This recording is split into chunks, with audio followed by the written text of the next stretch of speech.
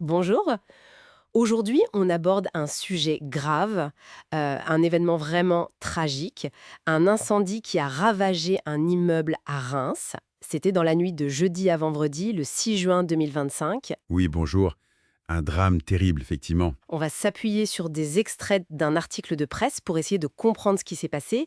L'idée, c'est de voir ce que dit ce texte sur le bilan humain, les circonstances, la réaction des secours et où en est l'enquête. Tout à fait. C'est important de décrypter ces informations. Alors, d'emblée, l'article, il donne des chiffres qui font froid dans le dos.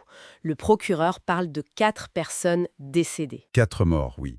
Et 2 blessés graves aussi. Oui, en urgence absolue. Ça veut dire que leur vie est en danger, hein. Ça s'est passé dans le quartier Croix-Rouge, dans une tour de 11 étages. D'accord. Et on sait qui sont les victimes? L'article dit que l'identification était encore en cours, mais le procureur a évoqué vraisemblablement 2 frères adolescents. C'est terrible. Ah oui. Et leur beau-père serait l'un des blessés graves, brûlé probablement gravement. Le maire de Reims, Arnaud Robinet, a parlé d'un bilan dramatique. C'est le mot, oui. Ah, c'est terrible. Et sur l'incendie lui-même, comment ça a démarré? L'article donne des détails? Alors oui, le feu serait parti vers minuit et demi, Minuit et mai, d'accord. au 4e étage. Et l'alerte, au début, c'était juste pour de la fumée, mais apparemment, ça s'est propagé très très vite. Ah oui. Comment ça? L'article insiste là-dessus, ça s'est propagé aux étages supérieurs et surtout par la façade. Par la façade. Ah, ça c'est souvent un problème dans les grands immeubles. Ça complique tout. J'imagine, oui.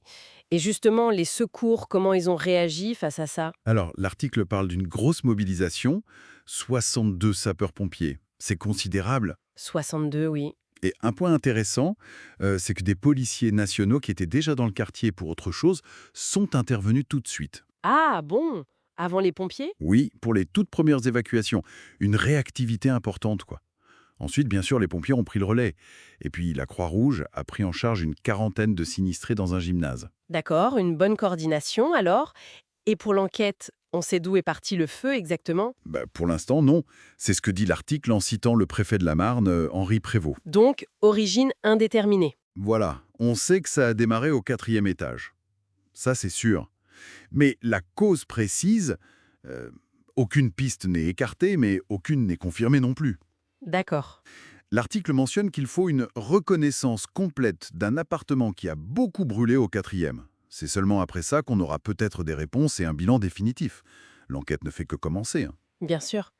L'article y rapporte aussi des témoignages, et c'est assez terrible à lire. Un jeune homme qui parle de cris, de fumée partout, de flammes qui montent, Oui, et même d'explosions. Le chaos, quoi. effectivement. Et il y a un autre témoignage, particulièrement marquant, je trouve, une habitante qui a vu un enfant sauter. Sauter du 4e étage. Oh là là. Oui, pour échapper aux flammes apparemment. Elle raconte qu'il était blessé, aux pieds surtout, et que les voisins ont tout de suite essayé de l'aider avant l'arrivée des secours. C'est dingue. Ça montre la panique, mais aussi la solidarité des gens. Tout à fait. C'est ce double aspect, le drame absolu et cet élan d'entraide immédiat. Est-ce que l'article mentionne des réactions officielles au niveau politique ou... Oui, brièvement. Il est question d'un message de la ministre Catherine Vautrin, soutien aux victimes, remerciement aux secours.